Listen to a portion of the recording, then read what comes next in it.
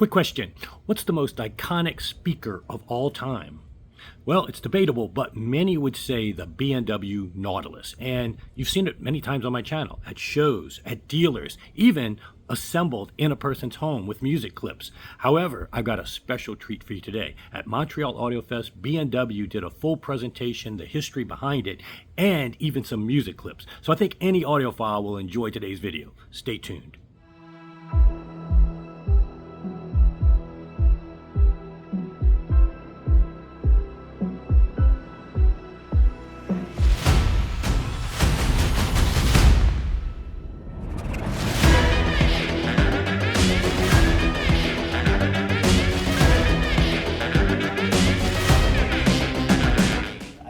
That this could be a once-in-a-lifetime experience. What baffles me still to this day is this is the debut of Nautilus at an audio show in Canada, period. I still can't believe it, because this speaker's been around for 33 years. And this is the first time we've ever demoed it at an audio show. We have done some private demo sessions at dealers over the years, but to say that this is the debut of these speakers at an audio show in Canada is kind of crazy. But here it is, here we are. You'll notice the color. It is to match the car that just left. We have a really good partnership with McLaren. We have been in their cars for a few years now, which is kind of a pride point for us, because they trust us to not destroy their level of performance, which every ounce counts. And when you want to put a couple 100 pounds worth of magnets and electronics into a car to give it a good sound system, you're asking a lot from a company like McLaren or Aston Martin. But BMW and Volvo as well, we're in those cars, but the partnership with McLaren is really good. Last year we had the headphone partnership with the McLaren F1 team. Pretty good year.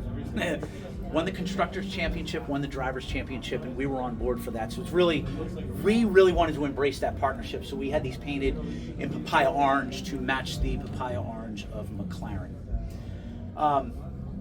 We're going to get into the history of this speaker. In 1966, John Bowers started the BTW Loudspeaker Company with the goal of building the perfect loudspeaker. That's a stretch, because you talk to audio people, they'll tell you that the best loudspeaker system will get you about 5% of reality. So we have a long way to go to get perfect, because what we're hearing right now is perfect, and it's virtually impossible to replicate this. It's just hard, but that was his goal. Let's strive for that, and wherever we get is going to be better than what we have now, because that's what he wanted to do. And in 1980, the 801 came out, and it was unique. Tweeter had its own housing, mid-range had its own housing, bass driver had its own housing.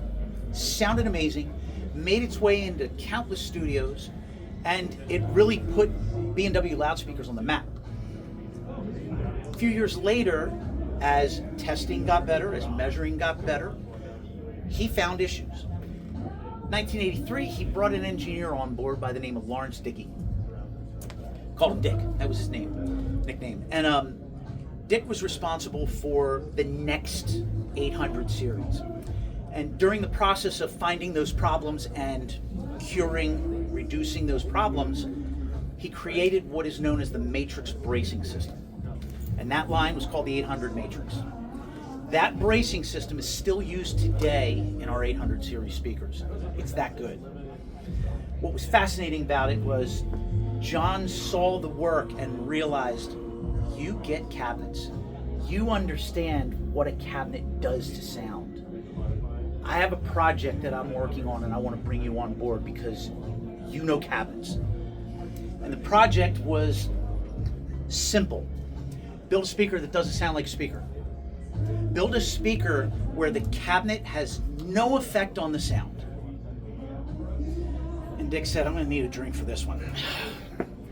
How do I do this? Because there's 3 major things that a cabinet does to affect sound: resonance, diffraction, and dissipation. Those are the 3 things that we're fighting constantly. Resonance is when a cabinet vibrates. You go up to any cabinet that's got a bass driver and you can feel it. You can feel it's moving. That's resonance. It's creating sound. We don't want that. A curved shape is stronger. It has more strength than a flat surface with connections. So that curve was the idea of, well, this is how I'm going to control resonance. Is it perfect? No. But it was significantly better than what we had. Diffraction was the next thing. This, in a typical cabinet, would just be a big old block of wood. And you have these hard surfaces on the tweeter and the mid-range, and that sound is just hitting off and reflecting. It doesn't sound right. But when you remove that surface, that's the natural sound we're looking for. We want that driver to roll into the room. That's why it's shaped like a snowman. So we removed as much of that hard surface as we possibly could around these drivers. Where it does match up, it kind of curves. It comes this way. So that allows that sound to roll into the room. The third problem is dissipation. So when a driver works, gets a positive signal, gets a negative signal, and it comes back to neutral. And if it does it 20,000 times a second, that's 20,000 hertz. 20 times a second is 20 hertz. But every time it pushes forward, we hear it, but every time it comes back, it is creating noise and sound in the cabinet. So how do we fix that? Well, a traffic cone is a perfect example. If you take a traffic cone or a cheerleader cone and you talk into it, it amplifies. It makes things louder. But if you flip it and you talk into the fat end, it dissipates the sound. So, okay, let's taper that down. Now, high frequencies, they don't exert very much. They don't move a lot. They move very fast. So that back wave doesn't need a ton of dissipation. But as we move down, we need to get a little bit more longer on these taper twos because they exert a little bit more. It's all fine and dandy, but when he came to the bass driver, he did the math and went, this thing's gonna be 13 and a half feet deep. John is not gonna be happy because that's not gonna fit in his living room. And one day he was having tea on his patio after a rainstorm. He sees a snail. And he went, wait, the snail's not this big. It's actually, okay. If I roll it up, how do I do 13 feet? So he starts doing the math and he starts building out of wood. It was rough. It resonated like a son of a gun, but it still was like, how do I get this enough distance for this back wave to resonate? And that is the shape that we have here today. This is one continuous, non-ported chamber that back wave has to travel before it comes back. That was his solution. And that's how it got its name, Nautilus, named after the sea creature that got the inspiration for spiraling up that 13 and a half foot taper tube. So the first track we're going to play for you is from an artist called Freya Riding. The track's called Lost Without You. We use it on every single one of our speakers. It's not a great 800 demo. It's not a great Nautilus. It's just a great track. And I think it really will start off by showing powerful female vocal, but piano, extension, depth, and clarity in its sound. And the song's kind of sad because it captures a moment in her life where she had to make a decision of getting married. She was engaged to get married, and her fiance at a train station said, I'm not ready. I need to go home. I need to take a little time, and I need to kind of find myself. And she said, okay. And I think she immediately regretted it. And I think she captures it in this song. So this is Freya Riding doing Lost Without You.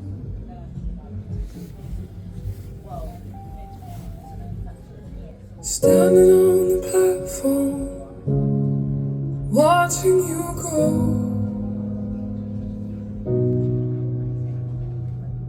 It's like no other pain I've ever known.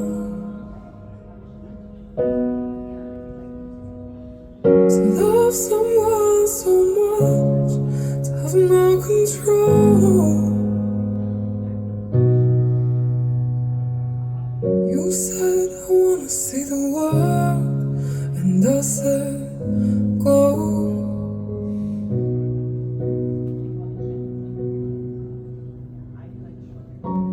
But I think I'm lost without you.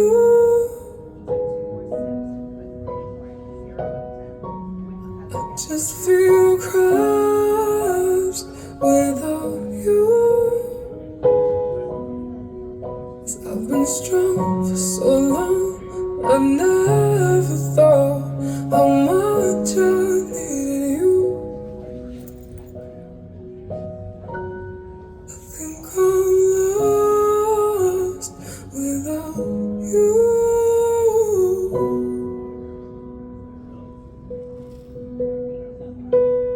Strangers rushing past, just trying to get home.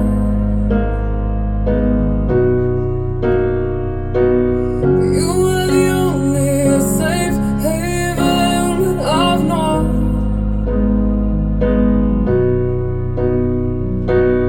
Hits me at full speed, feel like I can't breathe, and nobody knows. It's pain inside me, my world is crumbling. I should not have let you go. I think I'm lost without you.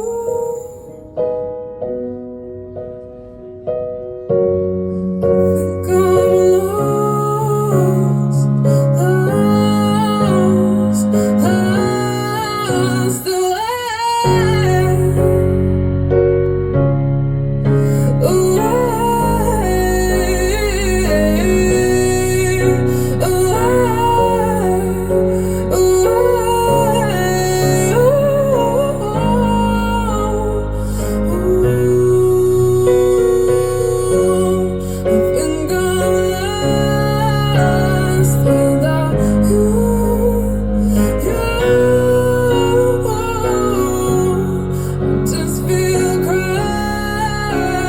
without you. And I've been strong for so long that I never thought how much I love you. Standing on the platform, watching you go.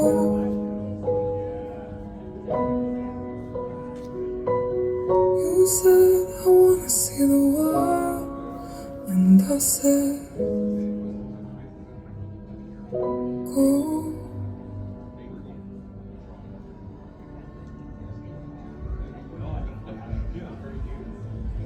Very emotional. Capture that moment in a song. And that's the goal of a really good system, is to invoke that emotion. Whether it's a movie, whether it's a record, whether it's streaming, doesn't matter, but just evoke that emotion. So Nautilus, 1993 is when it debuted. It has not changed except for one little thing. First year of production, we found that people were a little rough with the tweeter, as in don't ever touch the tweeter, but this tweeter to get replaced was hours of labor. So we came up with a new piece up front so that it made it just a little bit easier to service. But that was like the first year of production. Outside of that, that speaker has not changed one bit. Same drivers, all aluminum, same motor system, same voice coils, same baskets, same manufacturing process. We did bring it in-house. There was a point in time where we were about a 2-year back order because we had an F1 team body manufacturer that was making the shells for us. It's a 3-piece system. It's a left and right plus a front face. They called us and said, "Yeah, we're done." I'm like, wait a minute, we have orders.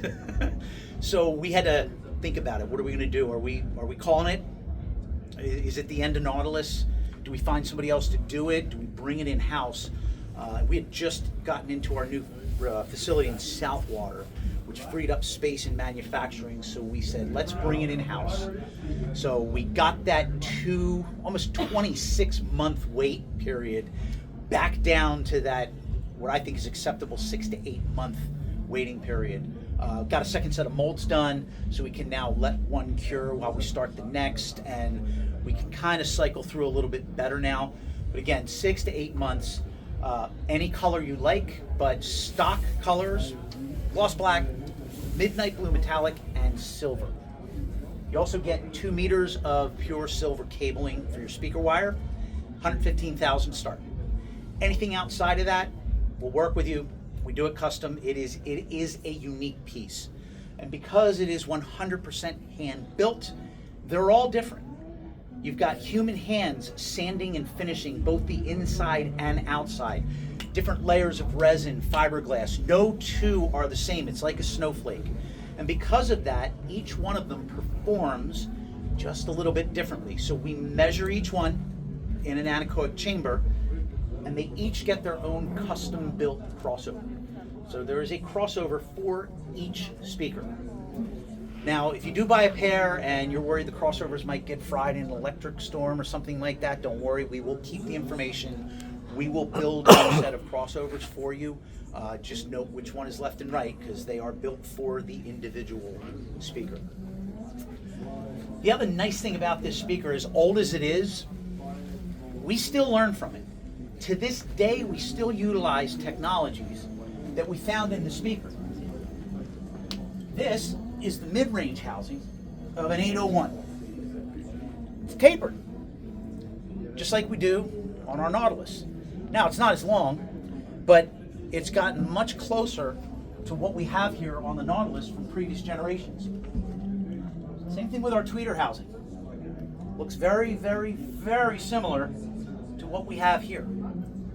And every generation, our 800 series seems to be morphing more and more into what the Nautilus actually is some 33 years later.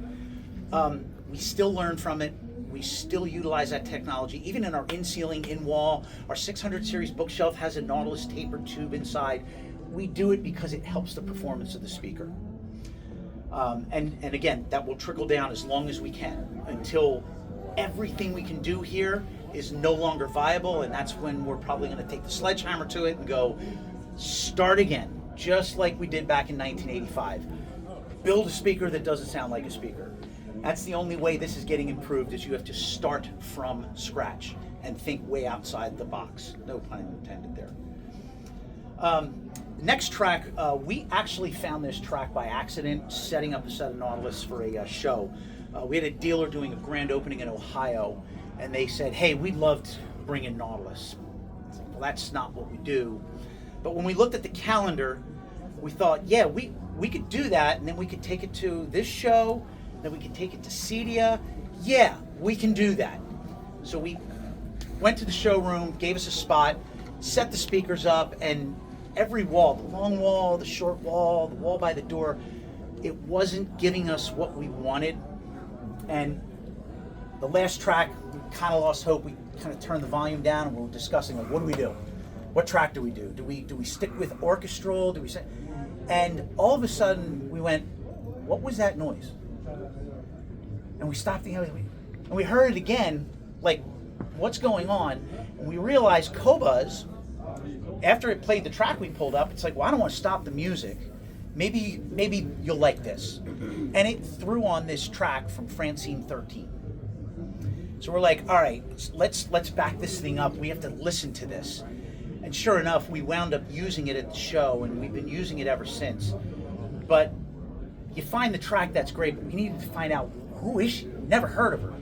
So we looked her up, and she describes herself as an immigrant from Venus who has settled in Dallas, Texas to begin her afterlife.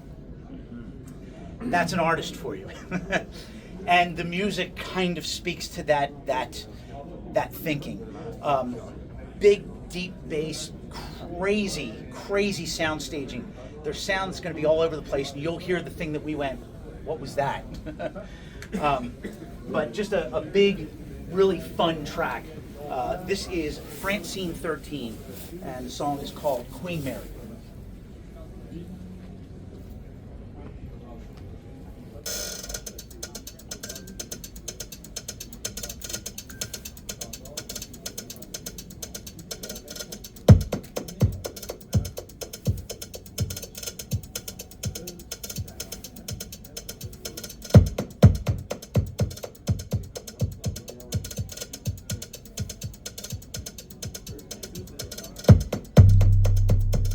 You live all your days according to his way.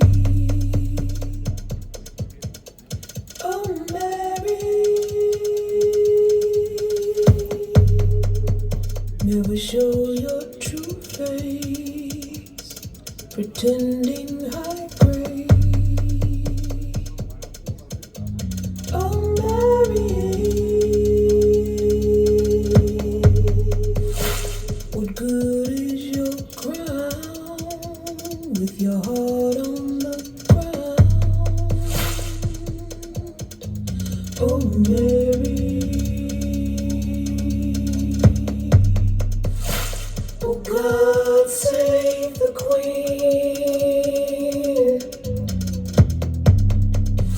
with the throne made of stone.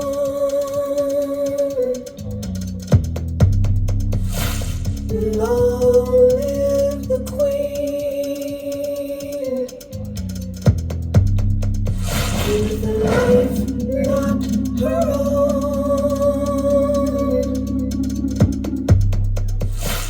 You pray for warmth,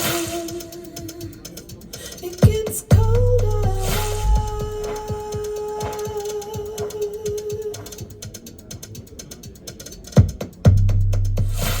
And when you feel weak, the king gets older.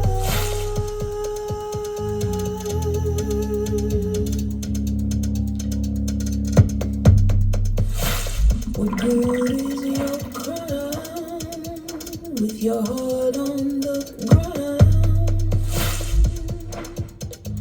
Oh, Mary, oh, God save the Queen with the throne made of stone.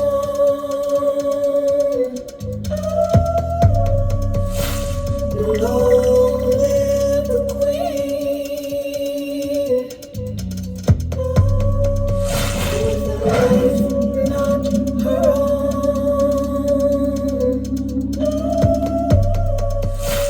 Oh, God save the Queen with the throne made of stone.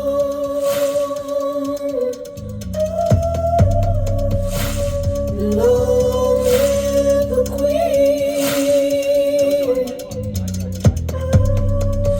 with a life not her own.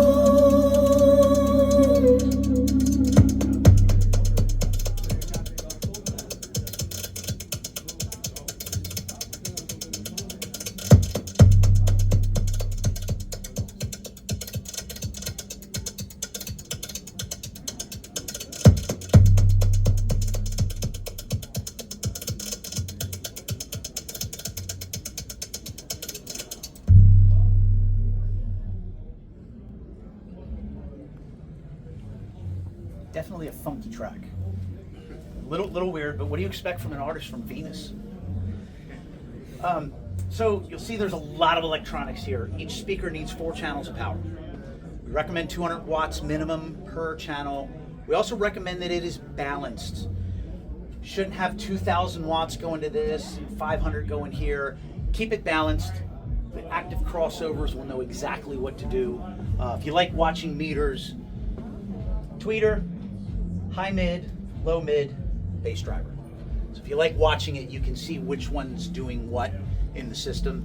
And really, this is where the power demand is down here. So what's nice about this setup is that your sound staging is going to be beautiful because that power demand's never getting up into that level where distortion starts to smear the imaging.